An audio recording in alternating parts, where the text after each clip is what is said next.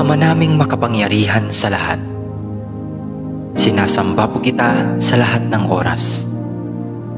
Maraming salamat po sa isang buong araw na nagdaan na puno ng biyaya, pag-ibig at kaligayahan.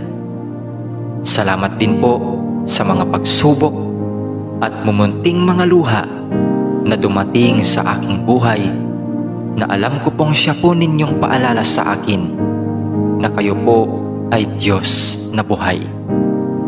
Maraming salamat po sa pagbabantay sa akin at sa aking pamilya at mga kaibigan sa loob ng maghapong ito, at sa paggabay sa amin sa mga pagsubok na aming nakasalamuha.